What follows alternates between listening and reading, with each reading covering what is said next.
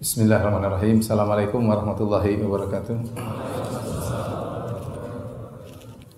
Innal hamdalillah nahmaduhu wa nasta'inuhu wa nastaghfiruhu wa natubu ilaihi wa na'udzu billahi min syururi anfusina wa min sayyiati a'malina may yahdihillahu fala mudilla lahu wa may yudlil fala hadiyalah. Wa asyhadu an la ilaha illallah wahdahu la syarikalah wa asyhadu anna Muhammadan abduhu wa rasuluhu la nabiyya ba'dah. Ya ayyuhalladzina amanu taqullaha haqqa tuqatih wa la tamutunna illa wa antum muslimun. Fa inna asdaqal hadithi kitabullah wa khairal huda huda Muhammadin sallallahu alaihi wasallam wa syarrul umuri muhdatsatuha wa kullu muhdatsatin bid'ah wa kullu bid'atin dhalalah wa kullu dhalalatin finnar. Hadirin dan hadirat yang dirahmati oleh Allah Subhanahu wa taala, alhamdulillah rahmat Allah dan kasih sayangnya terus kita rasakan di hari-hari yang mulia ini, hari-hari di bulan Ramadan. Tidak terasa ya, sudah 10 hari pertama kita lewatkan ya, dan sebentar lagi insya Allah kita akan masuk pada 10 terakhir di bulan Ramadan. Tentunya diharapkan kita semua semakin bersemangat untuk menyambut 10 hari terakhir di bulan Ramadan. Kenapa? Karena Allah Subhanahu wa taala dan Rasulullah SAW mengagungkan hari-hari tersebut. Situlah puncak dari ibadah di bulan Ramadan. Allah Subhanahu wa taala bersumpah dalam Al-Qur'an, wal fajr wa layalin ashar.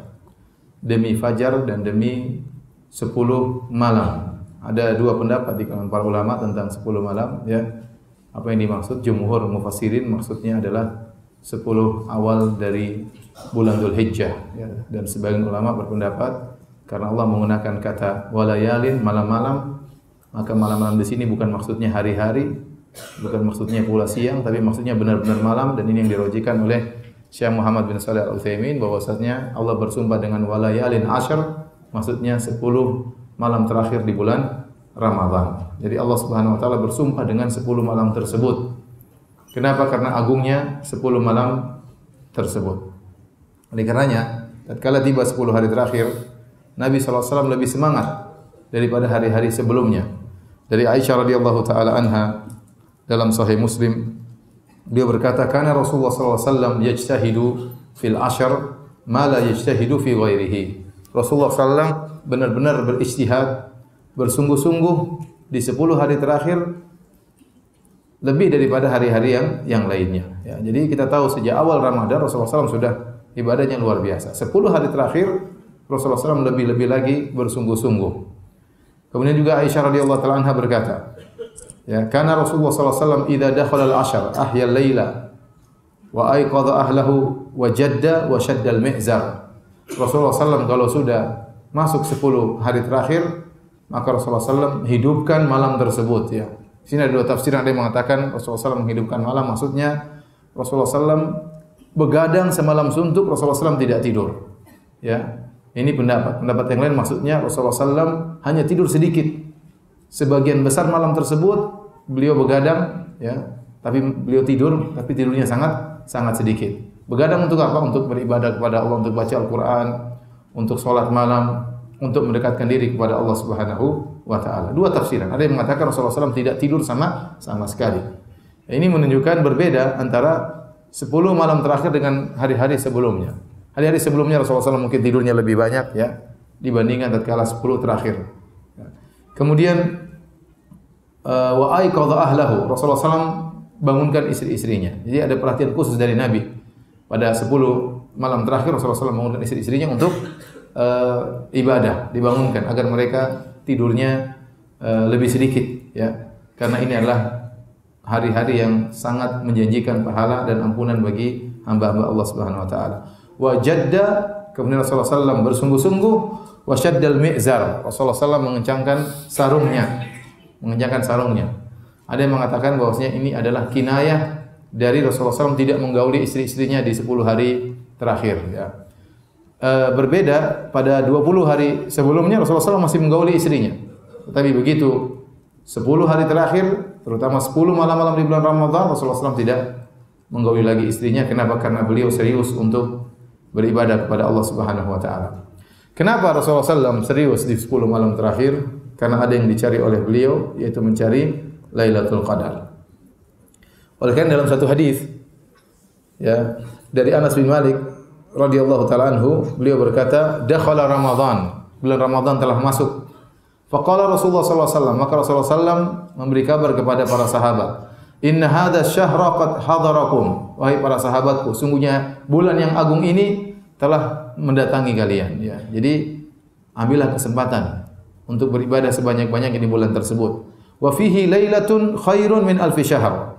Dan pada bulan tersebut ada satu malam, yaitu malam Lailatul Qadar yang lebih baik daripada 1000 bulan.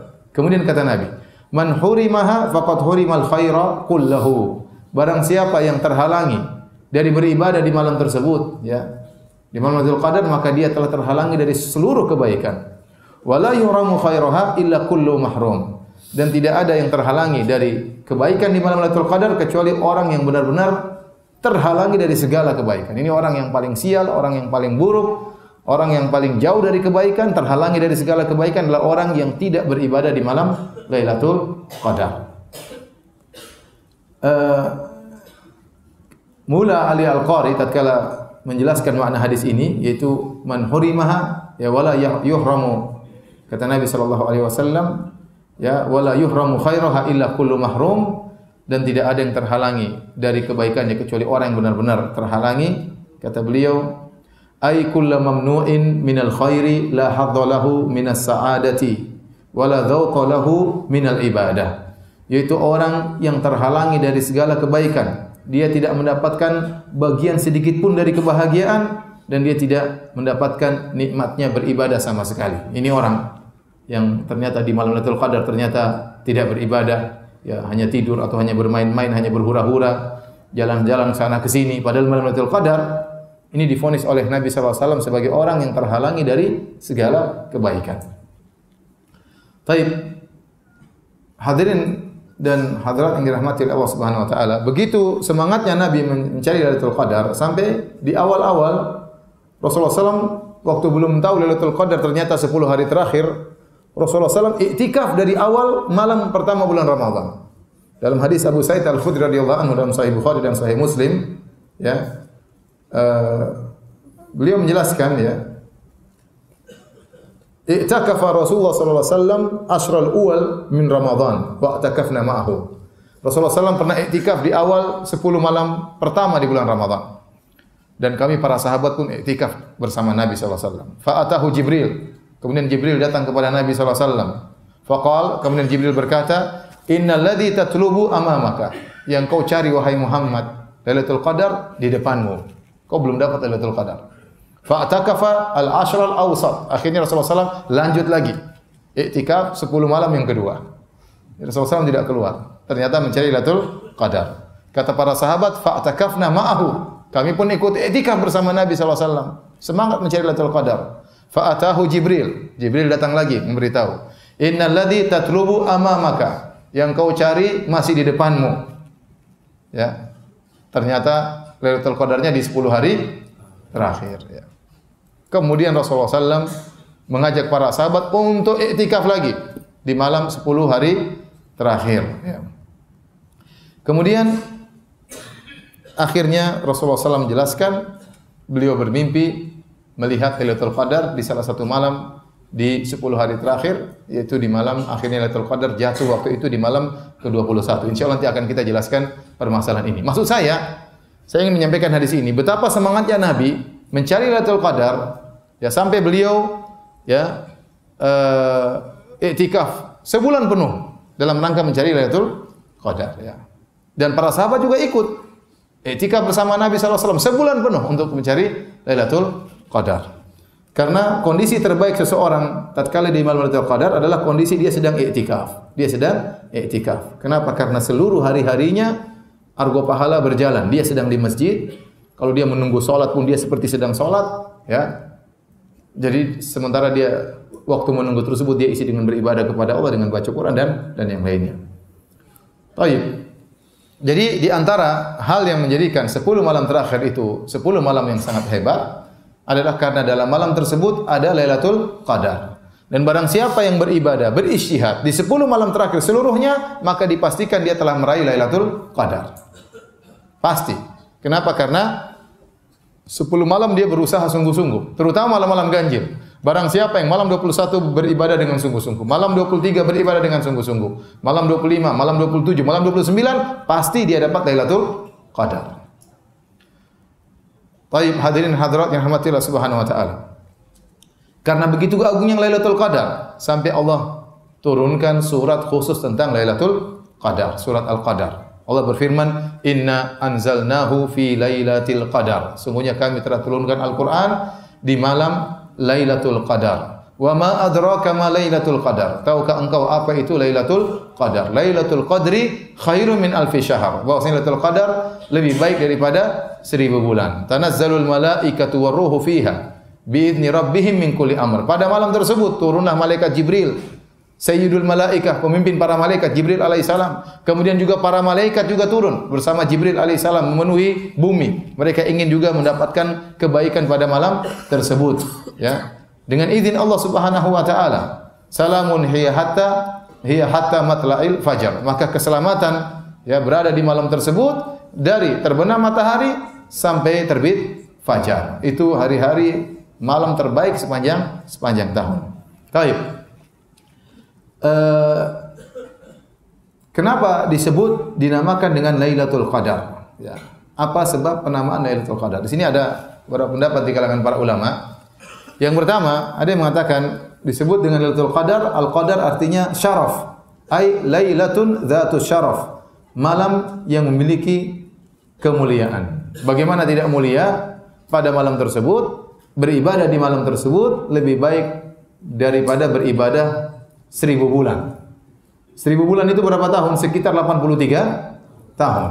Sekitar 83 tahun. Anda beribadah di malam tersebut seperti Anda beribadah 83 tahun tanpa berhenti, yang 83 tahun tersebut tidak ada Lailatul Qadarnya. Dan ini dijelaskan oleh Imam Nawawi rahimahullahu taala. Saya akan bacakan perkataan Imam Nawawi rahimahullahu taala bahwasanya malam Lailatul Qadar ya adalah malam khusus bagi umat Islam.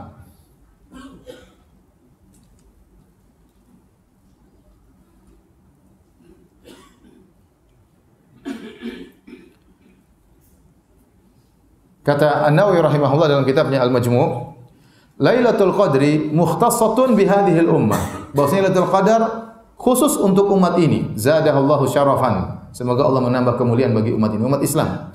Falam takun liman qablaha. Dan Lailatul Qadar tidak pernah terjadi pada umat-umat sebelumnya.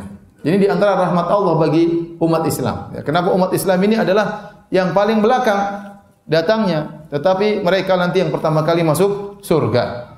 Mereka lebih mulia daripada umat-umat sebelumnya. Padahal bisa jadi umat-umat sebelumnya umur mereka panjang-panjang. Ya.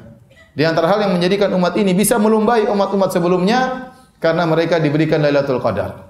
Bayangkan Anda kalau ternyata 10 tahun dapat Lailatul Qadar terus, berarti Anda ibadahnya berapa? 830 tahun. Apalagi Anda 20 tahun dapat Lailatul Qadar terus. Berarti berapa ibadahnya? 830 kali 2 berapa? Hitung aja sendiri. Banyak. 1000 berapa? 1660 ya. Ya 1000 berapa? Ya sekitar gitu loh. Ya, hitungnya sendiri ya. Bayangkan berarti seakan-akan kita diberi bonus oleh umur oleh Allah Subhanahu wa taala, umur yang panjang. Kita saja hidup belum tentu sampai 83 tahun. Kita mungkin 60 sekian sudah tewas. Sudah dipanggil oleh Allah Subhanahu wa taala ya. Nabi sallallahu alaihi wasallam umur cuma 63 tahun sallallahu alaihi wasallam. Jadi ini kesempatan bagi kita dan kita baru bisa merasakan hasilnya nanti kalau di akhirat. Anda tahu ternyata di malam tersebut Anda tidak sia-sia, Anda matikan HP. Tidak tergiur dengan ajakan teman untuk makan di restoran malam tersebut. Ternyata Anda baca Quran, Anda baru dapat hasilnya tatkala di akhirat kelak ya. Ternyata luar biasa. Anda beribadah cuma semalam tersebut seperti beribadah 83 tahun. Ya akhirnya hanya orang makanya tadi kata Nabi, man hurimaha faqad hurima al khair kullahu. Barang siapa yang terhalangi dari Lailatul Qadar, maka dia memang super bahlul. Ya, ini bagaimana kesempatan kalau kita mau hitung-hitungan ya akhirnya beribadah cuma sebentar malam tersebut seperti beribadah 83 tahun. Luar biasa. Anda beribadah tidak dituntut. Kita malam dari maghrib sampai apa namanya? Sampai subuh, taruhlah berapa jam? Taruhlah 10 jam. Bukan berarti Anda 10 jam beribadah full, tidak. Anda kan ada ibadah, potong makan, berzikir, kemudian mungkin tidur sebentar 1 jam, 2 jam, ya. Jadi kalau kita bilang total kita ibadah malam tersebut, atau taruhlah kita beribadah 7 jam. 7 jam tersebut ternyata mewakili 83 tahun. Luar biasa. Ya. Oleh karena jangan sampai kita lewatkan kesempatan yang luar biasa yang Allah berikan kepada khusus bagi umat Islam. Tapi ini di antara tafsiran kenapa malam tersebut disebut dengan Lailatul Qadar, ai lailatun dzatus syaraf, malam yang memiliki kemuliaan karena malam tersebut lebih baik daripada 1000 bulan. Yang perlu antum perhatikan, Allah tidak mengatakan malam tersebut sama dengan 1000 bulan, perhatikan ya. Tapi Allah menggunakan lafal khairun, malam tersebut lebih baik daripada 1000 bulan. Lebih baiknya seberapa kita enggak tahu. Jadi minimal seorang beribadah di malam tersebut seperti beribadah 83 tahun minimal, bisa jadi lebih. Karena Allah menggunakan lafal lebih baik daripada 1000 bulan. Artinya lebih baik daripada 83 tahun. Ya. Ada yang bilang, "Ustaz, kenapa kok gampang sekali?" Ya terserah Allah, ente jangan protes. Allah mau kasih pahala banyak-banyak, ente jangan protes, sudah. Ya, sudah. Kadang-kadang orang protes, "Ustaz, masa kita sholat di Masjid Kuba seperti umrah?" Ya sudah, Nabi udah bilang gitu, ente tinggal kerjain aja. Kenapa protes? Yang kasih pahala siapa? Allah. Allah mau kasih ente pahala banyak, apa susahnya bagi Allah? Kerajaan Allah, kekayaan Allah tidak akan habis, ya. Mau kasih Anda pahala 1 juta tahun beribadah juga bagi Allah mudah, ya. Karena kekayaan Allah tanpa batas, ya. Mudah bagi Allah Subhanahu wa taala. Ya ibadi law anna awwalakum wa akhirakum wa insakum wa jinnakum kanu fi sa'idin wahidin. Wahai hamba-hambaku, kalau kalian seluruhnya dari awal sampai akhir, jin dan manusia seluruhnya berkumpul di atas satu dataran. Semuanya memohon kepadaku, semuanya minta satu hari terus, ya Allah minta ini enggak berhenti. Ya. Fa'ataitu kulla wahidin minhum mas'alatahu. Kemudian saya kabulkan setiap orang permintaannya. Tidak akan berkurang kekayaanku sama sekali, kata Allah Subhanahu wa taala. Coba antum kalau disuruh minta satu hari minta apa saja? Minta rumah, minta mobil, minta motor, minta apa? Minta istri. Diam. Ada istri saya di bawah ya. Minta ini belum selesai, minta buka lagi daftar, minta ini terus enggak selesai. 24 jam minta terus, Allah kabulkan. Satu dunia ini minta semuanya Allah kabulkan, tidak akan mengurangi kekayaan Allah sama sekali. Jadi kalau Allah kasih pahala gampang, ente beribadah 7 jam, 5 jam, 4 jam di Lailatul Qadar, ibadahnya seperti 83 tahun, mudah bagi Allah. Yang penting Anda beriman dan Anda kerjakan. Ya. Maka jangan sampai kita terlalaikan dari malam tersebut. Ini yang pertama, Lailatul Qadar dinamakan dengan Lailatul Qadar karena Al-Qadar dalam bahasa Arab artinya asy-syaraf. Ai lailatan dzatas syaraf, malam yang memiliki kemuliaan. Ini yang pertama. Yang kedua, di antara makna Lailatul Qadar, Al-Qadar maknanya adalah takdir. Ya. Namanya takdir. Kenapa? Karena setiap Lailatul Qadar Allah turunkan takdir yang disebut dengan takdir sanawi, takdir tahunan. Allah berfirman dalam surat Ad-Dukhan ayat 4, "Inna anzalnahu fi lailatin mubarakah." Sungguhnya kami menurunkan Al-Qur'an di malam yang penuh keberkahan. Inna kunna mundzirin fiha yufraqu kullu amrin hakim. Pada malam tersebut ya ditetapkanlah segala perkara dengan hikmah Allah Subhanahu wa taala, yaitu ditakdirkan segala perkara. Jadi tentunya Allah telah mencatat seluruh takdir. Inna Allah kataba maqadira al-khalaiq qabla an yakhluqa as-samawati wal ardi bi 50,000 sanah. Kata Nabi SAW, sungguhnya Allah telah mencatat seluruh takdir makhluk 50.000 tahun sebelum Allah menciptakan langit dan bumi. Allah sudah catat di Lauhil Mahfuz. Tapi tidak ada yang tahu isi Lauhil Mahfuz. Nabi tidak tahu, malaikat pun tidak tahu, enggak ada yang tahu. Nah, setiap tahun sekali Allah turunkan takdir yang akan berlangsung selama setahun. Allah turunkan kepada catatan para malaikat. Allah kasih tahu para malaikat. Jadi malaikat sudah tahu apa yang terjadi sampai tahun depan sejak Lailatul Qadar, ya. Tentang dibagi rezeki si fulan, rezekinya sekian, si fulan yang meninggal siapa aja, itu diturunkan setiap malam Lailatul Qadar. Disebut dengan takdir tahunan. Takdir tahunan. Jadi boleh kita katakan data dari Lauhil Mahfuz diberitahu oleh Allah kepada para malaikat, cuma data buat setahun saja. Ya, itu terjadi setiap malam Lailatul Qadar. Maka dikatakan Lailatul Qadar karena pada malam tersebut ditetapkan takdir tahunan, at-takdir as-sanawi, istilah para ulama. Ini pendapat kedua. Pendapat yang ketiga, kenapa disebut dengan Lailatul Qadar? Al-Qadar artinya sempit, ya. Wa amma idza mabtalahu faqadara alaihi rizqahu fayaqulu rabbi ahanan. Ya, dalam Al-Qur'an tatkala seorang kata Allah kami mengujinya, Rabbnya mengujinya, faqadara alaihi rizqahu, faqadara, lalu kami sempitkan rizkinya. Jadi qadar itu maknanya apa? Sempit, ya. Jadi malam tersebut malam yang sempit, ya. Kata Allah, liyunfik dzu sa'atin min sa'atihi, faman qudira alaihi rizquhu falyunfik mimma atahu Allah. Hendaknya seorang berinfak kepada keluarganya sesuai dengan kelapangannya. Kalau dia kaya, infak yang baik sama anak istrinya. Tapi kalau dia tidak mampu, kata Allah, faman qudira alaihi rizquhu, barang siapa yang sempit rizkinya, falyunfik mimma atahullah, maka dia berinfak semampunya. Tidak usah terlalu berlebihan karena rezekinya sempit. Kata Allah, falyunfik mimma atahullah, maka dia berinfak dengan semampunya. Jadi al-qadar maknanya sempit, ya. Dalam ayat yang lain, wa dhannuni idh dhahaba mughadiban fa dhanna alla naqdiru alaihi. Dan Nabi Yunus tatkala dia pergi marah meninggalkan kaumnya, fa dhanna alla naqdiru alaihi, dan dia menyangka bahwasanya kami tidak akan menyempitkan urusannya. Ternyata Allah menguji dia. Jadi maksud saya al-qadar dalam bahasa Arab juga artinya apa? Sempit. Kenapa malam Lailatul Qadar dinamakan dengan malam yang sempit? Kata para ulama, karena pada malam tersebut malaikat turun banyak ke atas muka bumi.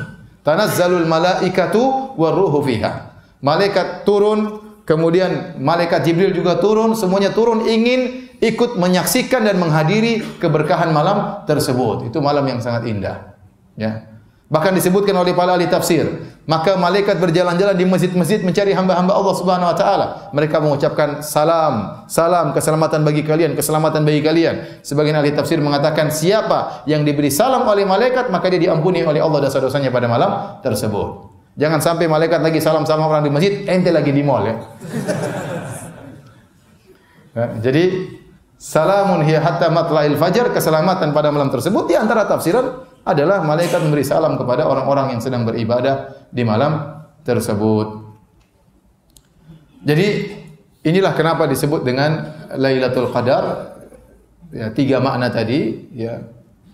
Yang pertama malam yang mulia karena beribadah lebih dari 1000 bulan pahalanya. Kemudian yang kedua malam tersebut adalah kenapa takdir sanawi, takdir tahunan. Dan yang ketiga tadi kenapa?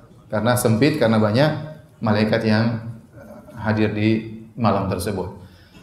Saya sering menyampaikan logika matematika buat kita semangat. Saya bilang tadi, taruhlah kita Lailatul Qadar ini, coba sekarang azan subuh jam berapa? Azan maghrib jam berapa? 17.45. Masih lama buka puasa. 17.45. Terus azan subuh jam berapa? 4.35. Nah, dari 17.45 sampai 4.35 berapa jam? Kira-kira? Ya, 12 jam lebih. 12 jam lebih. Kita sekarang beribadah malam tersebut. Kita beribadah, dipotong makan, dipotong ngobrol, dipotong tidur. Taruhlah kita potong 4 jam. Tinggal berapa? 8 jam. Nah, 8 jam itu kalau kita gunakan untuk beribadah, salat malam, baca Quran, zikir, berdoa kepada Allah Subhanahu wa taala, bersedekah, mencari orang untuk sedekah, telepon orang tua untuk silaturahmi, telepon kakak dan adik, ingatkan mereka, bangunkan istri, bangunkan suami. Ini kegiatan semua, ini ibadah nih. 8 jam tersebut. Itu pahalanya lebih baik daripada 83 tahun. Sekarang kalau kita matematikakan, seandainya kita beribadah 1 jam di situ, kita berzikir kepada Allah Subhanahu wa taala, coba sama dengan berapa coba?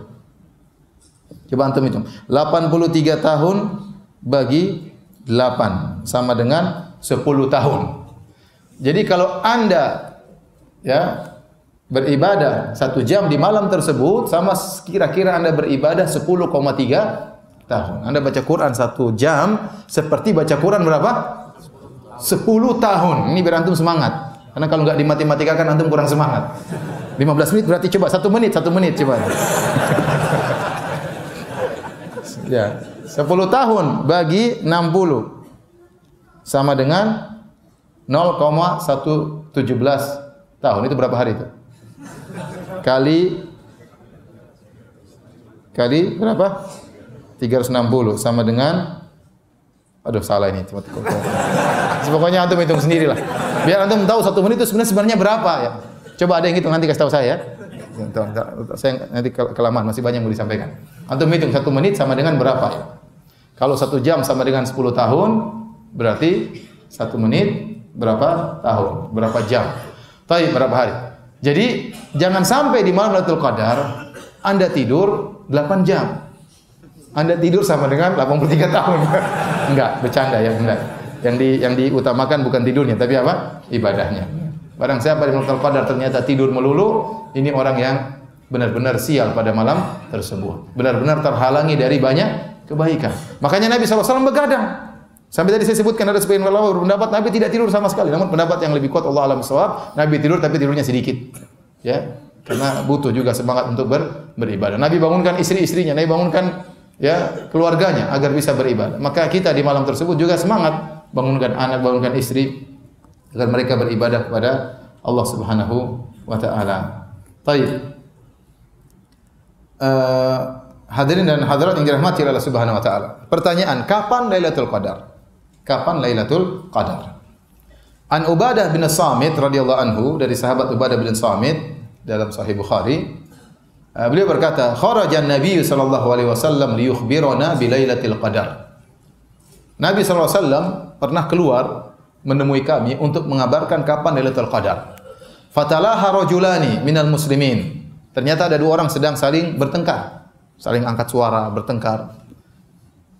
Faqala, maka Rasulullah SAW berkata, "Kharajtu li ukhbirakum bi Lailatul Qadar." Tadi saya keluar untuk mengabarkan kepada kalian kapan Lailatul Qadar. Fatalaha fulan wa fulan. Ternyata si fulan dan si fulan bertengkar. Farufi'at, akhirnya diangkat Lailatul Qadar. Saya tidak tahu kapan. Wa asa an yakuna khairan lakum, dan semoga ini lebih baik bagi kalian. Faltamisuha fit tasi'ah was sabi'ah wal khamisah. Kata Nabi, semoga ini lebih baik bagi kalian, maka carilah Lailatul Qadar di hari ke-9 terakhir, maksudnya malam 21, dan hari ke-7 terakhir, maksudnya malam 23, ya. Dan hari ke-5 terakhir, maksudnya malam ke-25. Malam 21, malam 23, malam 25. Dalam sebagian riwayat demikian. Jadi dahulu Nabi tahu kapan Lailatul Qadar. Ternyata ada yang bertengkar, akhirnya diangkat oleh Allah Subhanahu wa taala. Kapan hari tersebut? Oleh karena para ulama mengatakan ini dalil tentang bahayanya pertengkaran. Kalau seorang bertengkar, ribut dengan yang lainnya, keberkatan bisa diangkat oleh Allah Subhanahu wa taala. Ya, kata Allah Subhanahu wa taala, "Wala tanaza'u fatafshalu wa tadhhabu rihukum wasbiru." Janganlah kalian bertanazuk, janganlah kalian bertengkar, kalian akan gagal, kalian akan lemah, ya. Wa tadhhabu rihukum, dan akan hilang kekuatan kalian. Maka pertengkaran itu buruk. Kita harus hindari pertengkaran sebisa mungkin. Ya, bahkan Nabi SAW waktu mengutus 2 orang sahabat untuk berdakwah di Yaman, kata Nabi SAW, "Tatawa'a wa la takhtalifa." Kalian hendaknya saling mengalah dan jangan berselisih. Ya, karena perselisihan itu melemahkan segala sesuatu. Ya. Ya, jadi bukan berarti kalau dia merasa benar dia ribut terus cari masalah, enggak. Kalau memang bisa kita mengalah, ngapain kita harus tampil, ngapain kita harus didepankan, ngapain kita harus yang dahulu? Mengalah saja. Ya, karena perselisihan mendatangkan keburukan dalam segala tingkatan, bahkan dalam tingkatan keluarga. Ya, kalau ternyata seorang suami ribut melulu sama istrinya, istri tidak mau mengalah, suami tidak mau mengalah, keberkahan diangkat. Harusnya rezeki turun, enggak jadi turun, yang turun utang. Kalau lunas-lunas. Jadi seorang berusaha jangan selalu suka ribut sama keluarganya. Istri sabar dengan suaminya, suami sabar dengan istrinya. Kalau sudah pada diam, jangan ngungkapin lagi. Sudah diam-diam semuanya, kamu sih tadi sudah selesai. Jangan kamu sih tadi lagi. Sudah selesai, jangan diungkap lagi. Ya, nanti menimbulkan pertengkaran lagi. Lihat, tatkala ada 2 sahabat bertengkar, harusnya diketahui kapan Lailatul Qadar. Gara-gara pertengkaran mereka akhirnya diangkat oleh Allah Subhanahu wa taala. Ini musibah. Musibah bagi umat Islam. Tetapi setiap musibah ada hikmahnya. Kata Nabi SAW, "Wa asa an yakuna khairal lakum." Semoga ini lebih baik bagi kalian. dengan tidak diketahuinya malam Lailatul Qadar. Sehingga semua orang akan beribadah 10 malam full. Seandainya kalau dikasih tahu ternyata Lailatul Qadar cuma malam 27, malam 21, 22 semua masjid kosong. Nanti ramai cuma malam berapa? 27. Ya. Dan itu bukan kehendak syariat. Karena Ramadan yang mulia bukan cuma Lailatul Qadar saja. Semua malam apa? Mulia. Ya, maka dengan diangkatnya kapan malam tersebut, semoga ada hikmahnya dan kata Nabi wa asa an yakuna khairal lakum, bisa jadi lebih baik bagi kalian. Baik. Kemudian setelah itu kata Nabi, faltamisuha, carilah di malam 21, malam 23, malam 25. Sebagian orang memahami bahwasanya Lailatul Qadar sudah tidak ada lagi. Ini disebutkan oleh para ulama, ada sekelompok manusia yang menganggap Lailatul Qadar sudah diangkat dengan berdasarkan hadis ini. Padahal maksudnya diangkat itu diangkat penentuannya kapannya, paham? Kapan pastinya? Ya, tidak diketahui, tapi tetap ada. Makanya di akhir hadis kata Rasulullah SAW, carilah. Saya tadi juga baru nonton di YouTube sebagian kelompok juga di tanah air kita yang lumayan pengikutnya banyak. Ya, pimpinannya berkata bahwasanya Lailatul Qadar sudah tidak ada lagi. Lailatul Qadar itu maksudnya apa? Inna anzalnahu fi lailatul qadar. Kami turunkan Al-Qur'an di malam Lailatul Qadar. Al-Qur'an sudah turun, ya sudah enggak ada lagi Lailatul Qadar. Enggak ada Lailatul Qadar. Apa sekarang Al-Qur'an masih turun? Enggak katanya. Berarti Lailatul Qadar sudah enggak. Lailatul Qadar cuma sekali sepanjang masa cuma sekali. Kapan? Waktu Al-Qur'an apa? Turun, katanya begitu. Sudah tidak ada Lailatul Qadar lagi. Terus sekarang kita gimana? Kata dia, kita beribadah saja untuk mengenang. Lailatul Qadar sudah enggak ada. Ini ngawur total ya. Nabi SAW waktu turun Al-Quran pertama kali di mana? Di Goa Hira. Setelah itu Rasulullah SAW masih cari Lailatul Qadar enggak? Masih cari terus. Meskipun sekali turun Al-Quran turun, ya pertama kali Lailatul Qadar, yaitu di malam waktu Nabi di Goa Hira. Setelah itu Nabi SAW, apakah Al-Quran turun secara bertahap setiap malam Lailatul Qadar? Jawabannya tidak. Setiap ada kejadian turun Al-Quran, setiap ada kejadian turun apa? Al-Quran. Dan Nabi seumur hidupnya selalu mencari Lailatul Qadar. Dan para sahabat setelah wafatnya Nabi juga mencari Lailatul Qadar. Kemudian datang sekarang orang bahlul bilang Lailatul Qadar sudah enggak ada. Ini bahaya menafsirkan ayat dengan otaknya sendiri. Saya kasih lihat orang tersebut. Bahasa Arab tidak tahu. Pemimpin suatu kelompok bahasa Arab tidak tahu, kemudian baca ayat salah-salah, padahal ayatnya masyhur. Kemudian berani menafsirkan dengan demikian menyelisih pemahaman umat Islam secara keseluruhannya. Saya ingin sebut namanya tapi nanti kena undang-undang apa? Pencemaran. Jadi enggak usah lah. Baik, cuma saya ingatkan bahwa Lailatul Qadar ada, ya. Jangan dengarkan perkataan orang bahlul tersebut. Baik, hadirin dan hadirat yang dirahmati oleh Allah Subhanahu wa taala. Nah, kalau begitu kapan Lailatul Qadar? Kapan Lailatul Qadar? Maka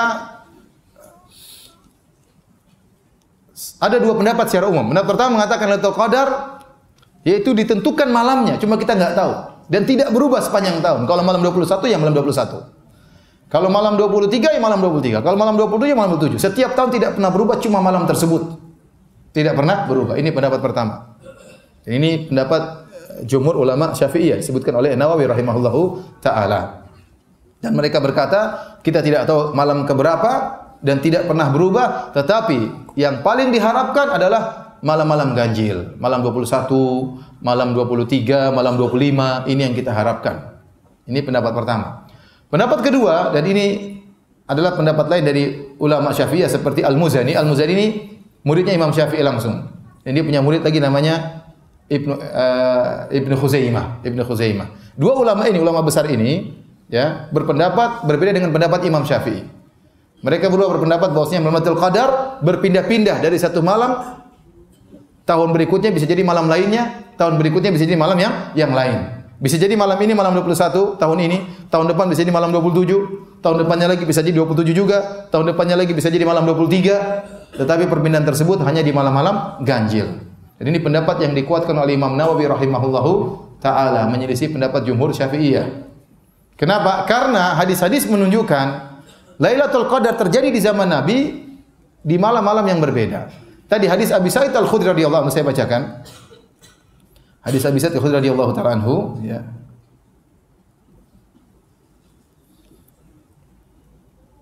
Kata Nabi sallallahu alaihi wasallam, "Wa qad uritu hadhihi lailata thumma unsituha."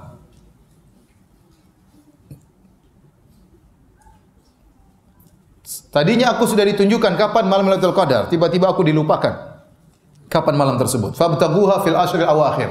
maka carilah malam Lailatul Qadar di 10 malam terakhir. Wabtaghuha fi kulli witrin, dan carilah di setiap malam-malam ganjil. Wa qad ra'aituni asjudu fi ma'in wa tinin. Dan aku lihat dalam mimpiku di Lailatul Qadar tersebut, aku sujud di air dan tanah, yaitu becek. Aku sujud di becek. Setelah Nabi ngomong gitu, kata Abu Sa'id Al-Khudri, fastahallatis sama'u fi tilkal lailata wa amtarat. Maka malam tersebut, itu malam 21, tiba-tiba awan datang, kemudian terjadi hujan, ya. Dan malam tersebut, ya, lailata 21, yaitu malam ke-21. Fa fasurat aini Rasulullah sallallahu alaihi wasallam wa nadartu ilaihi, dan aku melihat Rasulullah sallam dan aku melihat kepadanya, insarafa minas subhi, besok paginya, itu hari ke-22, hari ke-21 setelah salat subuh, wa wajhuhu mumtali'un tinan wa ma'an. Ternyata wajahnya penuh dengan becek.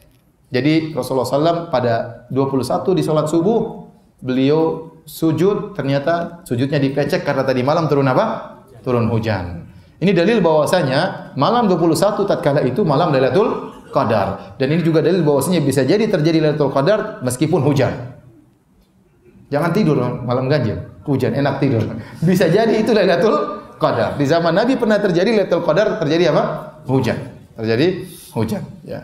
Kemudian sebagian dari riwayat juga para sahabat bersumpah, saya pernah mendapat Lailatul Qadar bersama Nabi dan demi Allah waktu itu malam ke-27.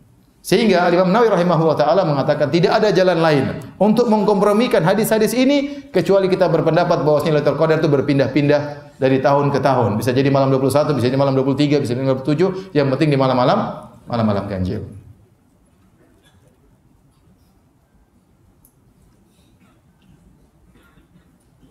Baik, hadirin dan hadirat yang dirahmati Allah Subhanahu wa taala, karenanya di 10 hari terakhir disyariatkan bagi kita untuk i'tikaf, Maka pada kesempatan yang tersisa ini, sebelum kita buka tanya jawab, saya akan menyampaikan sedikit tentang fikih i'tikaf, ya, karena ini penting, ya.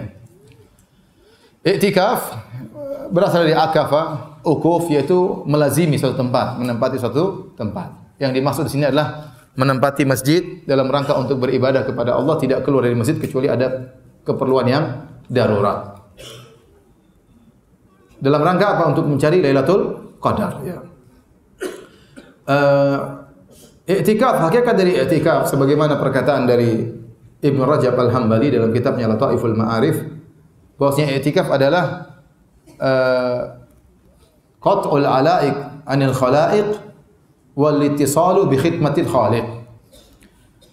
Kata beliau bahwasanya hakikat daripada i'tikaf adalah memutuskan segala hubungan dengan makhluk dan menyambung koneksi dengan pencipta Allah Subhanahu wa taala. Ini hakikat i'tikaf.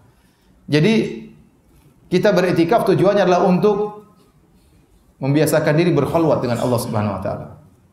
Bersendirian dengan Allah Subhanahu wa taala, berdua-duaan dengan Allah Subhanahu wa taala. Ya.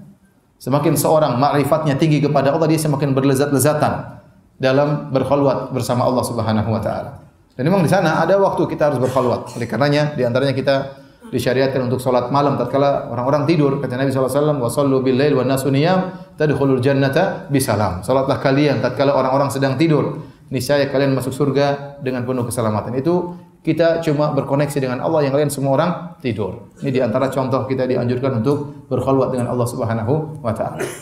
Contohnya lagi Rasulullah SAW bersabda, ya, di antara 7 golongan yang Allah akan naungi pada hari kiamat kelak, kata Nabi sallallahu alaihi wasallam, rajulun dzakarallaha khaliyan fafadat aina. Seorang yang dia mengingat Allah tatkala dia bersendirian, tidak ada orang lain. Kemudian dia pun menangis. Ini keutamaan mengingat Allah sampai menangis tatkala bersendirian. Bukan menangis di depan banyak orang, tidak. Dia bersendirian, tidak ada yang lihat. Ya, hanya Allah yang melihatnya. Lantas dia mengingat keagungan Allah, lantas dia menangis. Ini orang akan dinaungi pada hari kiamat kelak. Menunjukkan dia berkhalwat, bersendirian. Kata Allah, khaliyah, dia bersendirian. Contoh lagi seperti hadis tersebut juga, kata Nabi sallallahu alaihi wasallam, di antara 7 golongan yang Allah naungi pada hari kiamat kelak, rajulani tahabba fillah, ijtama'a alaihi wa tafarraqa alaihi. 2 orang yang saling mencintai karena Allah Subhanahu wa taala, yang mereka bertemu karena Allah dan berpisah karena Allah Subhanahu wa taala. Bertemu karena Allah kita paham, bertemu ada kegiatan karena Allah Subhanahu wa taala, dan kata Nabi berpisah karena Allah. Apa maksudnya berpisah karena Allah? Di antara tafsirannya, Yaitu seorang yang akhirnya dia lagi bersemangat berbicara dengan temannya yang dia cintai karena Allah, akhirnya dia tinggalkan temannya. Kenapa? Agar dia bisa konsentrasi ibadah. Dia senang berbicara, ngobrol sama kawannya tersebut. Tapi kalau ngobrol terus, kapan beribadah? Maka dia minta izin supaya apa? Dia bisa baca Quran. Dia putuskan kelezatan ngobrol dengan kawannya supaya dia bisa apa? Baca Quran, supaya dia bisa salat malam. Adapun kalau dia asik sama ngobrol sama kawannya sampai malam, akhirnya salat malam pun lewat. Berarti dia berpisah dari kawannya karena apa? Karena Allah Subhanahu wa taala. Ya. Jadi kita sebenarnya diajar oleh syariat agar kita sering berkhalwat, ya, bersendirian bersama Allah Subhanahu wa taala. Dan di antara syariat yang mengajarkan akan tersebut adalah masalah i'tikaf. I'tikaf. Sampai-sampai disebutkan dalam riwayat Nabi SAW membuat semacam kemah di masjid, ya. Ya, Nabi SAW masuk dalam kemah tersebut supaya sempurna keterputusan seorang dari orang lain, ya. Supaya tidak ngobrol terus, ya. Maka seorang tatkala i'tikaf niatnya yang benar, ya. Kemudian kalau sudah masuk i'tikaf jangan banyak ngobrol. Jangan banyak ngobrol. Berusaha memutuskan skala hubungan dengan orang lain, ya. Adapun kemudian i'tikaf, ya, ngobrol terus isinya, ya. Ini bukan i'tikaf yang sesungguhnya, bukan i'tikaf yang sejati, ya. Kemudian kumpul bareng-bareng, ya, nanti i'tikaf malam ini, ya, iya. Kamu bawa nasi goreng, kamu bawa tahu goreng, ya. Saya bawa kopi, kamu bawa teh. Kemudian kumpul bareng ngobrol, namanya warung kopi pindah ke Masjid Al-Ikhlas. Kalau kita makan-makan ngobrol tatkala buka enggak ada masalah. Tapi setelah Isya ngobrol terus sejam, 2 jam, ya akhi. Malam Lailatul Qadar kita ngobrol makan-makan apa namanya? Gorengan, ya. Enggak, ya. Ya, maka tatkala kita i'tikaf kita konsentrasi. Terlebih-lebih lagi lebih parah orang tatkala i'tikaf masih jualan online. Ini lebih parah. Sedangkan tidak i'tikaf tidak boleh Anda jualan di masjid. Apalagi sedang apa? I'tikaf. Masih jualan online. Berapa? Ya berapa? Telepon sana, telepon sini, jualan online, tidak boleh, tidak dibenarkan. Anda sedang i'tikaf, ya akhi. Ini pahalanya besar. Maka jangan rusak dengan perkara-perkara duniawi. Ya. Jadi, tatkala kita i'tikaf, kalau bisa jangan banyak berhubungan dengan dunia. Kalau bisa Facebook matikan, ya. Kalau bisa WhatsApp apa? Blokir semuanya. Semua grup-grup left, ya. Left. Kalau bisa, ya, ini berarti benar-benar konsentrasi apa? I'tikaf. Tapi saya rasa tidak ada yang melakukannya. Saya pun susah. Maksud saya kurangi. Kalau mungkin secara total susah, tapi kurangi, ya. Ya kita telepon seperlunya, jadi telepon keluarga, telepon yang penting-penting baru kita gunakan. Kenapa? Waktu kita sangat berharga untuk beribadah kepada Allah. Dan para ulama mengingatkan bahwasanya ibadah kepada Allah bukan cuma malamnya, siangnya juga hendaknya kita beribadah kepada Allah. Karena Ramadan yang mulia bukan cuma malamnya saja. Siang juga mulia, malam juga apa? Mulia. Tetapi terutama malam-malam ganjil seorang berusaha beribadah kepada Allah dengan sebaik-baiknya. Di antara hukum yang berkaitan dengan i'tikaf. I'tikaf yang paling afdal tentunya 10 malam, 10 hari full. Masuk di malam 21 atau di pagi hari 20, ya. Ada 2 pendapat. Kemudian sampai 10 hari dia i'tikaf. Ini yang paling afdal sebagaimana i'tikafnya Nabi sallallahu alaihi wasallam. Tapi kalau dia tidak mampu, tidak harus dia i'tikaf 10 hari. Ini masalah sunnah, perkara yang sunnah yang dianjurkan semampunya seorang i'tikaf. Kalau dia tidak mampu i'tikaf 10 hari, dia i'tikaf yang dia mampu. I'tikaf yang dia mampu. 2 malam, 3 malam, 4 malam, 5 hari, 6 hari, 7 hari, terserah yang dia mampu. Kalau dia tidak mampu lagi selama 1 hari, paling tidak i'tikaf malam saja atau siang saja. Dan ini adalah waktu terpendek untuk i'tikaf menurut pendapat sebagian ulama. Ya, sebagaimana dalam hadis, ya, kata Umar bin Khattab radhiyallahu taala anhu, kuntu nadartu fil jahiliyah an a'takifa lailatan fil Masjidil Haram. Aku pernah bernadar waktu di zaman jahiliyah, kata Umar, untuk i'tikaf 1 malam di Masjidil Haram. Ya, maka kata Rasulullah SAW, aufi binadrik, laksanakanlah nadarmu. Berarti i'tikaf itu boleh seorang masuk sebelum maghrib dan keluar setelah subuh, boleh. Sudah sah i'tikafnya, ya. I'tikafnya. Maka seorang berusaha kalau tidak bisa i'tikaf siang hari, i'tikaf malam hari. Tidak bisa i'tikaf malam hari, i'tikaf apa? Siang hari. Intinya dia sisihkan waktu untuk dia berkhalwat dengan Allah Subhanahu wa taala agar dia sibuk dengan ibadah. Sekali-sekali tinggalkan dunia, kemudian apa? Baca Quran, baca tafsir, belajar, nuntut ilmu, semuanya ibadah kita lakukan, ya.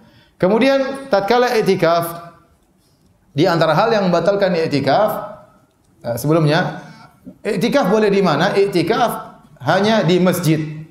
Hanya di masjid.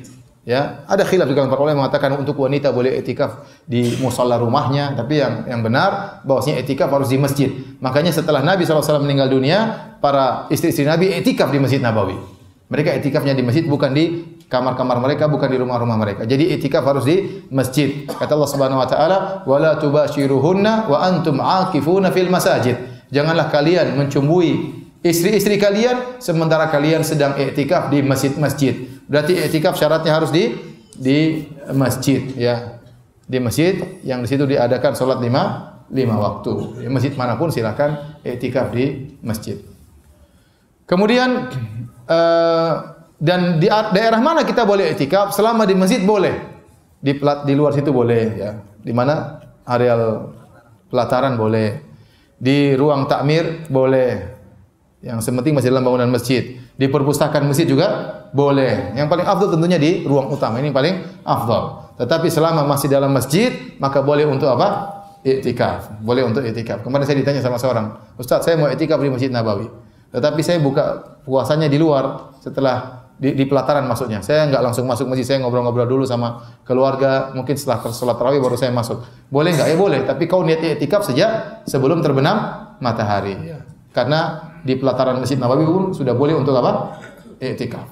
Paham? Baik. Di antara hal yang batalkan i'tikaf, pertama mubasyarah, mencumbui istri. Kata Allah Subhanahu wa taala, "Wala tubashiruhunna wa antum 'akifuna fil masajid." Dan janganlah kalian mencumbui istri-istri kalian sementara kalian sedang i'tikaf di masjid. Nah, mencumbui di sini maksudnya apa? Adapun jima al-mubasyarah maksudnya menjima istri, maka ini sepakat ulama bahwasanya jika seorang kemudian dia lagi i'tikaf, dia pulang ke rumah, dia gauli istrinya, batal i'tikafnya. Batal. Terus bayar kafarah? Enggak, kan? Kalau di malam hari enggak, kalau siang ya lagi puasa batal. Bayar kafarah. Tapi kalau malam hari dia gauli istrinya, i'tikafnya batal, namun tidak perlu bayar kafarah. Dia harus berniat kembali untuk mengulangi i'tikafnya. Adapun mubasyarah jenis kedua yaitu mencumbui. Kalau mencumbui tidak sampai pada ada syahwat, maka ijma ulama tidak membatalkan puasa. Tapi kalau dia mencumbui istrinya, ada syahwatnya tatkala mencumbui istrinya, mencium misalnya, meraba-raba istrinya sampai syahwatnya tergerak, apakah batal atau tidak? Ada khilaf. Sebenarnya mengatakan batal karena Allah mengatakan wala tubashiruhunna, dan jangan kalian mencumbui istri-istri kalian. Ini mencakup mencumbui sampai terjadi jima atau mencumbui dengan syahwat. Lebih hati-hati kalau kita sedang i'tikaf, jangan telepon istri malam hari, "Sayang gimana sayang? Rindu enggak sama saya?" Nah, namanya mencumbui dengan kata-kata. Habis sudah rindu dari kemarin, tapi lagi puasa luar dalam. Jangan rayu-rayu istri. Lagi i'tikaf jangan rayu-rayu istri. Lebih hati-hati. Meskipun Allah mengatakan yang membatalkan kalau berhubungan, kalau enggak tidak membatalkan. Tapi lebih hati-hati agar kita keluar dari khilaf, jangan mencumbui istri baik dengan sentuhan maupun dengan perkataan, ya.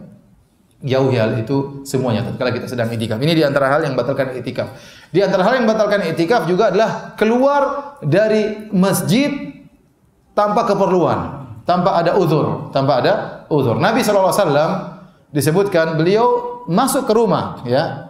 La yadkhulul bait illa li hajatil insan. Kata Aisyah radhiyallahu taala anha, Nabi tidaklah masuk dalam rumah kecuali ada keperluan manusia, keperluan darurat, maksudnya buang hajat atau untuk makan, untuk minum, terutama tatkala masjid tidak menyediakan makanan, maka seorang boleh pulang ke rumahnya makan, boleh, tapi segera balik. Boleh.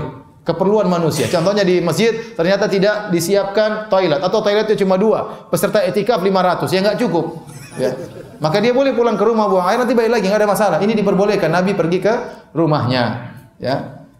Di antara dalil bahwasanya keluar dari masjid tanpa keperluan batal, buktinya Nabi waktu beliau mau nyisir rambut, ya, beliau mengeluarkan kepalanya di jendela. Jadi pintu Nabi kontak langsung dengan masjid Nabi. Jadi Nabi di masjid, badannya, kepalanya keluar dari masjid ke rumah Nabi sallallahu alaihi wasallam. Kemudian Aisyah menyisir rambut Nabi sallallahu alaihi wasallam, ya. Jadi kalau antum keluar dari masjid, ya, masih sisa satu tangan, belum batal. Tapi kalau semua keluar tanpa ada keperluan, batal i'tikaf antum. Batal i'tikaf. Jadi keluar dari masjid tanpa tidak ada uzur syar'i, maka membatalkan i'tikaf. Uzur syar'i seperti tadi, ada keperluan mendesak. Bahkan Nabi SAW pernah tatkala sedang i'tikaf, didatangi oleh istrinya Sofiyah radhiyallahu taala anha. Kemudian Nabi ngobrol dengan Sofiyah. Subhanallah, saya kalau baca hadis ini saya selalu ingat bagaimana akhlak Nabi yang sangat mulia terhadap istrinya. Nabi sedang itikaf. Datang istrinya, ya. Ngobrol sama Nabi. Nabi ngobrol. Nabi tidak bilang, "Ente ngapain kesini? Ganggu-ganggu, pulang sana." Enggak. Tapi Nabi apa? Ngobrol dengan istrinya. Di malam hari kemudian Rasulullah SAW keluar ngantarin istrinya ke rumahnya karena sudah malam. Ya.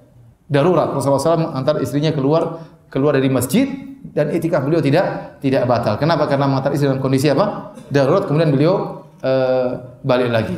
Kenapa? Sofiyah ini radhiyallahu taala anha adalah seorang wanita yang Yahudi, ya. Bapaknya Huyai bin Akhtab, pimpinan orang Yahudi yang akhirnya tewas dibunuh oleh para sahabat tatkala perang Khandaq. Jadi suaminya dibunuh, bapaknya dibunuh, kerabatnya dibunuh, ya. Kemudian om-omnya, paman-pamannya, semuanya dibunuh dalam perang Khandaq karena mereka berkhianat. Bayangkan akhirnya dia sendirian, dinikahi oleh Nabi sallallahu alaihi wasallam. Bayangkan seorang wanita, keluarganya dibunuh atas perintah seorang, kemudian orang yang memerintah ini menikah dengan dia. Ya, sampai waktu Sofiyah masuk dibawa oleh Nabi dalam semacam kemah, ada sahabat yang muter-muter di luar. Ya. Kata Nabi, "Kenapa? Saya takut dia bikin macam-macam sama engkau." Dia takut Sofiyah balas dendam kemudian nanti nikah Nabi, ya. Maka dia pun berkeliling sekitar kemah khawatir terjadi sesuatu. Tapi Nabi SAW mengambil hatinya dengan akhlak yang sangat mulia, ya. Di antaranya Sofiyah waktu mau naik onta, maka Nabi SAW menegakkan pahanya untuk diinjak oleh Sofiyah supaya bisa naik di atas onta, dilihat oleh para sahabat seluruhnya. Rasulullah SAW dengan tawadhu biarkan pahanya diinjak oleh siapa? Sofiyah untuk naik di atas onta. Antum juga demikian. Kalau istri mau ngambil sesuatu di kitchen set, silakan sayang, injak. Ini paha Abi tegakkan buat kamu, silakan. Tapi jangan lama-lama, kamu berat. Lihat, jadi Nabi dengan tanpa ragu memuliakan istrinya di hadapan semua orang. Bagaimana dia tidak mengambil hati Sofiyah? Sofiyah datang, Nabi sedang iktikaf, Nabi ngobrol. Nabi mungkin meninggalkan bacaan Qur'annya, mungkin Nabi meninggalkan salatnya untuk apa? Ngobrol dengan siapa? Sofiyah. Kenapa? Ini perempuan berbeda dengan yang lainnya. Banyak duka yang dia rasakan, ya. Maka Nabi ngobrol dengan istrinya, setelah itu Nabi antar pulang. Ini menunjukkan Nabi keluar tapi ada kebutuhan yang perlu, dan ini tidak membatalkan apa? Iktikaf. Jadi misalnya kita iktikaf misalnya di Masjid Al-Ikhlas. Ternyata makanan tidak cukup. Kita sudah nunggu ternyata makanan tidak cukup. Boleh enggak kita keluar untuk sahur? Boleh. Kita lapar. Atau kita misalnya iktikaf di Masjid Al-Ikhlas, ternyata makanan yang disediakan kurang enak. Kita enggak bisa makan. Kita punya standar tersendiri. Ini enggak bisa. Apa kita boleh keluar? Boleh. Tapi seperlunya. Kita ingin cari makan, cari warung Padang. Naik mobil segera makan warung Padang, kemudian kita balik seperlunya, ya. Tapi jangan bilang yang warung Padang di sana lebih enak 3 kilo. Nah, itu enggak boleh. Cari yang sekitarnya saja yang seperlunya, ya. Adapun kalau keluar tanpa ada keperluan, maka membatalkan apa? Iktikaf, ya. Jadi seorang berusaha untuk iktikaf dan menjauhi hal-hal yang bisa membatalkan iktikaf, di antaranya keluar tanpa ada keperluan. Sama seperti saya katakan teman-teman yang mungkin iktikaf di Masjidil Haram. Ternyata masjid misalnya toilet full, dia tidak bisa ngantri kelamaan, dia pergi ke hotel untuk buang hajat, balik lagi enggak ada masalah, ya. Enggak ada masalah. Tadi saya bilang misalnya di masjid, sebagian masjid toiletnya sedikit. Ya, kalau dia ngantri dia enggak kuat. Dia pulang ke rumah, kemudian dia mungkin buang hajat, makan kue, minum teh sebentar, balik lagi enggak apa-apa. Tapi jangan ngobrol lama-lama di situ. Kalau ngobrol lama-lama enggak ada keperluan, maka batal iktikafnya. Nah, barang siapa yang iktikaf, itulah kondisi dia yang terbaik bertemu dengan Lailatul Qadar. Kondisi terbaik seseorang tatkala beribadah di malam Lailatul Qadar adalah tatkala dia sedang iktikaf. Tapi apakah apakah syarat seorang untuk meraih Lailatul Qadar harus iktikaf? Jawabannya tidak syarat. Tidak syarat. Tetapi saya katakan kondisi terbaik adalah tatkala sedang iktikaf. Makanya di akhir pengajian kita saya ingatkan pada para hadirin, sebelum tiba 10 hari terakhir, segalanya dipersiapkan sebelum 10 hari terakhir. Ingin beli baju lebaran buat anak-anak, kalau bisa beli sebelum masuk 10 hari terakhir. Ingin beli bahan-bahan untuk lebaran, bahan-bahan kue, beli sebelum 10 hari terakhir. Sehingga tatkala masuk 10 hari terakhir, kita enggak banyak keluar ke sana ke sini. Ya. Jangan sampai tatkala 10 terakhir kemudian kita ajak anak-anak kemudian ke mall, ya. Orang sedang ibadah di masjid, sedang sholat tarawih, kita sedang milih-milih baju. Sayang, ya. Ya. Sering beli baju, akhirnya 2 jam, 3 jam lewat hanya untuk di mall. Ya, iktikafnya di mall. Sayang ini. Maka seorang berusaha memplanningkan hal ini supaya segala keperluannya bisa dia penuhi sebelum 10 hari terakhir. Kalau beli baju lebaran kalau bisa sebelum 10 hari terakhir. Kalau seandainya ternyata dia bilang, "Ustaz, saya enggak bisa belanja sebelum 10 hari terakhir." Kenapa? Gaji suami belum turun. Ya sudah, itu nasib namanya. Jadi ya udah, ente tunggu gaji turun, kalau bisa belanja jangan di malam-malam ganjil ya. Jangan di malam-malam apa? Ganjil. Kalau toh pun Anda harus dipanggil orang tua untuk lebaran di kampung, ternyata malam 29 ternyata Anda nyetir mobil, ya sudah, Anda pergi ke orang tua tapi banyak zikir di jalan. Banyak zikir, baca Quran di jalan, dengarkan murotal, dengarkan pengajian. Pokoknya ingat Allah di malam-malam ganjil ya. Jangan sampai hari-hari lewat sementara sia-sia ya. Sangat luar biasa satu malam seperti 83 tahun. Demikian saja para hadirin hadirat yang dirahmati Allah Subhanahu wa taala, sedikit yang bisa saya sampaikan tentang persiapan 10 hari terakhir. Kita ada 15 menit. Kalau ada yang bertanya saya persilahkan. Wallahu taala alam bisawab.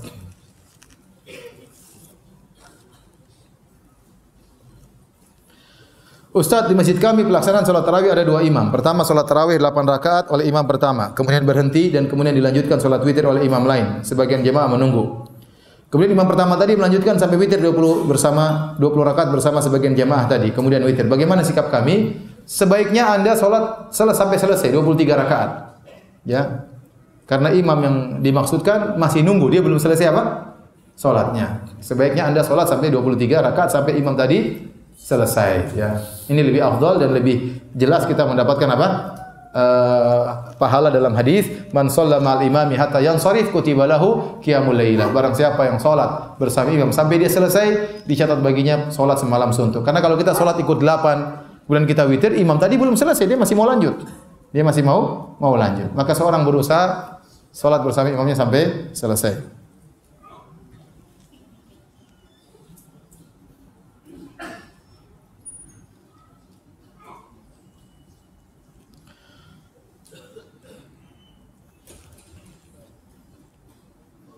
Ustaz, apakah i'tikaf harus di masjid yang didirikan salat Jumat? Ini ada khilaf di kalangan para ulama. Ada yang mengatakan harus di masjid yang ada salat Jumatnya. Kenapa? Karena supaya dia tidak butuh untuk keluar. Karena kita tahu keluar tanpa keperluan itu membatalkan apa?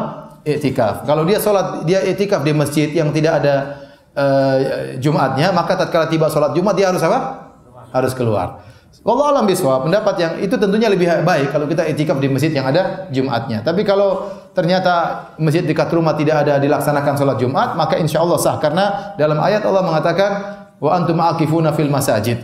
Kalian sedang i'tikaf di masjid-masjid umum, mencakup masjid yang ada salat Jumatnya maupun masjid yang tidak ada salat Jumatnya. Kalau ternyata dia lagi i'tikaf, toh dia harus keluar ke masjid lain untuk salat Jumat, maka kita katakan itu keperluan yang syar'i, keluar yang syar'i, tidak mengapa dan insyaallah tidak membatalkan apa? I'tikaf. Ini pendapat yang saya lebih pilih. Jadi maksud saya milih pendapat ini kenapa? Karena i'tikaf itu adalah anjuran seorang untuk dekat kepada Allah Subhanahu wa taala. Jadi kalau bisa dipermudah. Ya, agar orang terbiasa untuk berkhalwat bersendirian bersama Allah Subhanahu wa taala. Karena kita tidak tahu setelah kita meninggal dunia, kita akan meninggalkan keluarga kita akan bersendirian di liang lahat, di alam barzakh. Kalau kita tidak terbiasa bersendirian dengan Allah Subhanahu wa taala, maka kita akan menderita di liang lahat. Tapi kalau kita sudah terbiasa bersendirian bersama Allah Subhanahu wa taala, meskipun kita dikuburkan, tidak ada teman yang bersama kita, tidak ada kerabat, tidak ada saudara, tidak ada anak istri, kita tetap bahagia di alam barzakh karena kita terbiasa bersendirian bersama Allah Subhanahu wa taala.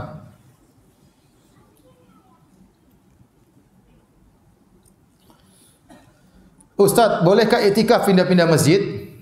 Misalnya malam 21, 22, 23, 24 di masjid A, malam 25, 29 di masjid B, ya. Ya, tidak ada larangan, tidak jadi masalah ya. Ya, tapi kalau dia bisa i'tikaf 10 hari full tentu lebih baik. Tapi kalau dia mau i'tikaf sebagian hari tidak, 4 hari pertama di masjid A, 2 hari terakhir di masjid lain ya, karena di situ sahurnya enak ya. Boleh-boleh saja, tidak dilarang.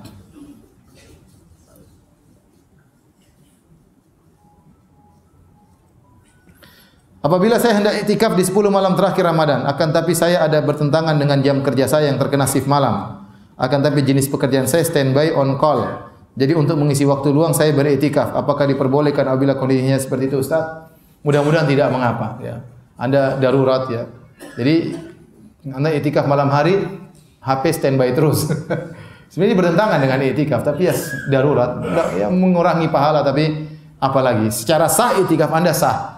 Orang sibuk dengan dunia tetap aja sah, tetapi ini mengurangi hakikat apa? I'tikaf. Nabi SAW tadi waktu dia sisir rambut itu perkara dunia atau tidak? Perkara dunia, tapi sedikit. Nabi lakukan cuma sedikit, jadi tidak mengapa. Oleh karenanya kalau orang i'tikaf, dia boleh baca Quran, dia boleh nutut ilmu, boleh, dia boleh ikut pengajian, yang penting perkara bermanfaat ya. Perkara bermanfaat. Tapi kemudian kalau dia harus i'tikaf standby, HP-nya nyala terus, kalau ada perintah ya kita bilang i'tikafnya sah meskipun mengurangi apa? Pahala i'tikaf. Ustaz, di bulan Ramadan dikisahkan bahwa setan dikunci dan dibelenggu. Akan tapi kenapa maksiat masih banyak orang yang bermaksiat di bulan Ramadan? Kita sampaikan bahwasanya faktor maksiat ada dua, faktor internal dan faktor eksternal. Faktor internal adalah hawa nafsu, an-nafsu al-ammarah bisu, jiwa yang menyuruh kepada keburukan. Faktor eksternal adalah setan. Setan dari kalangan manusia, setan dari kalangan apa? Jin. Yang dibelenggu yang cuti cuma setan dari golongan apa? Jin. Setan manusia masih ada berkeliaran. Jiwa dalam diri juga yang sudah jahat juga masih ada. Jadi setan dia sudah 11 bulan sudah mengadakan training. Waktu dia liburan, banyak yang sudah ahli meskipun gurunya lagi libur. Jadi justru tatkala di bulan Ramadan ada orang bermaksiat, ini menunjukkan dia benar-benar dari dirinya sendiri. Ya. Dari dirinya apa? Ini salah satu tafsiran di kalangan para ulama. Ya, salah satu tafsiran di kalangan para ulama. Namun kita lihat kenyataannya, tatkala bulan puasa, kuantitas dan kualitas maksiat berkurang. Kenyataannya demikian. Ya. Kenyataannya demikian. Ustaz, apakah sholat tarawih termasuk sholat tahajud? Sholat tarawih, sholat tahajud, qiyamul lail, sholat malam ini sama. Ya. Semuanya sama. Rasulullah SAW tatkala di bulan Ramadan beliau mengedepankan sholat lail. Rasulullah SAW biasanya sholat malam di akhir malam. Tapi untuk sholat tarawih di bulan Ramadan, Rasulullah SAW pernah sholat tarawih 3 malam bersama para sahabat. Beliau kerjakan di awal malam. Karena untuk bulan Ramadan ada kekhususan. Harusnya sholat malam itu dianjurkan sendiri-sendiri, tidak berjamaah. Tapi untuk bulan Ramadan, Rasulullah SAW menghidupkan, menjadikan syiar, sehingga sholat malam dikerjakan rame-rame. Bahkan bukan dikerjakan di akhir malam, dikerjakan di awal malam. Maka saya katakan sholat tarawih yang afdal dikerjakan di awal apa? Malam. Sebagaimana dicontohkan oleh Nabi SAW, karena tujuannya adalah untuk apa? Untuk mengumpulkan masyarakat sehingga bisa sholat secara berjamaah di malam tersebut. Nah, itulah disebut dengan qiyamul lail. Ya. Karena sholat malam itu dimulai dari ba'da isya, waktunya sampai menjelang subuh. Kapan saja Anda pilih waktu, dikatakan sholat malam. Ya. Kenapa ada istilah sholat tarawih? Sholat tarawih itu istilah muncul belakangan. Tarawih itu jamak dari tirwah, artinya istirahat. Dahulu orang-orang disebutkan mereka sholatnya sangat lama. Kalau mereka sholat 2 rakaat itu lama sekali. Saking lamanya, untuk sholat 2 rakaat berikutnya mereka istirahat. Kemudian mereka sholat lagi 2 rakaat yang lama, kemudian mereka istirahat lagi. Ahlu Makkah, penduduk kota Makkah disebutkan, karena mereka tahu orang Madinah, mereka tatkala istirahat sebagian mereka tawaf. Waktu istirahat tersebut sebagian mereka gunakan untuk apa? Tawaf. Kemudian mereka sholat lagi. Nanti istirahat lagi, tawaf lagi. Sebagian mereka demikian.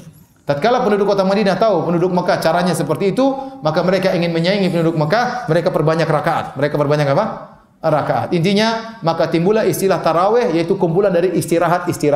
Karena setiap 2 rakaat mereka apa? Istirahat. Kalau sekarang enggak perlu. Selesai langsung istirahat. Kenapa? Karena enggak panjang-panjang.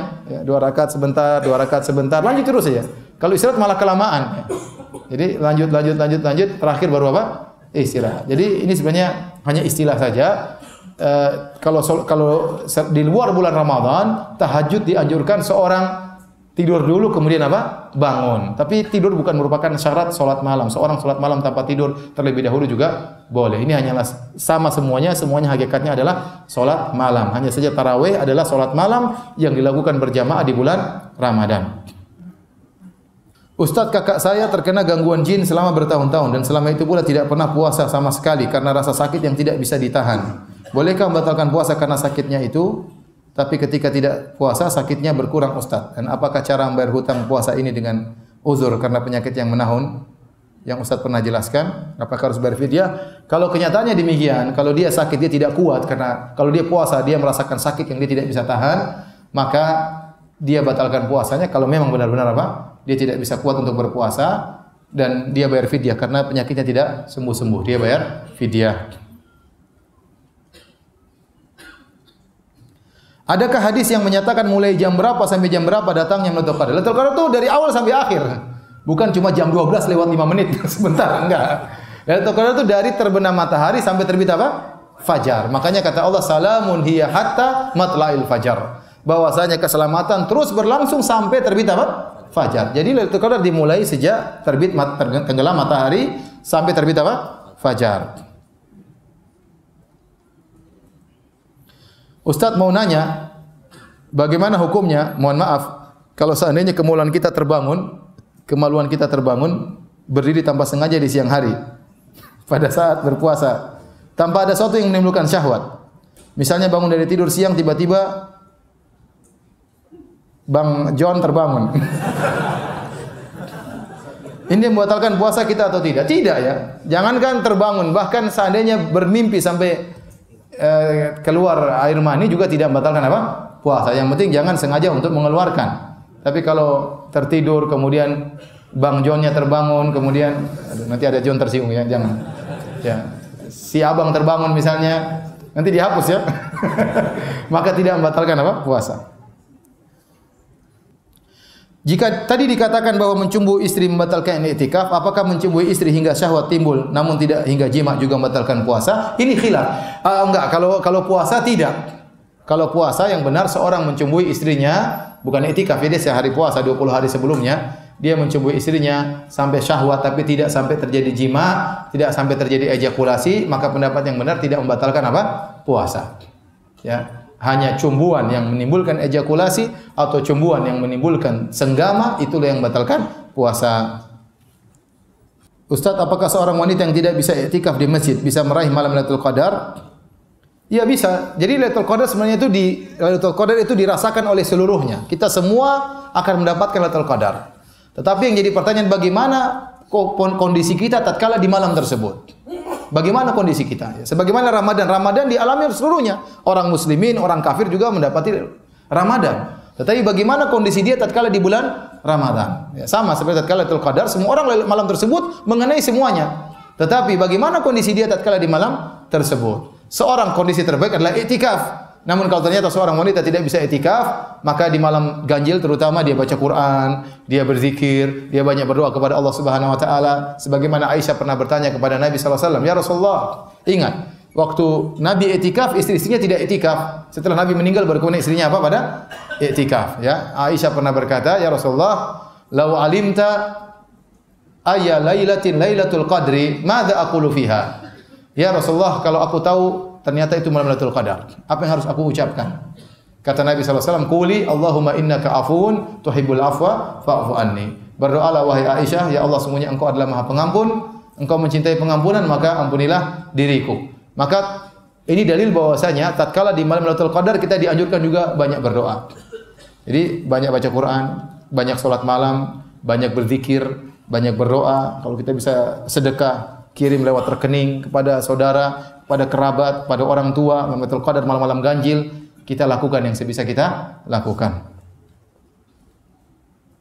Ustaz, insyaallah Ramadan ini kami ada rencana i'tikaf di Masjidil Haram. Mohon kiat-kiatnya. Sabar ya.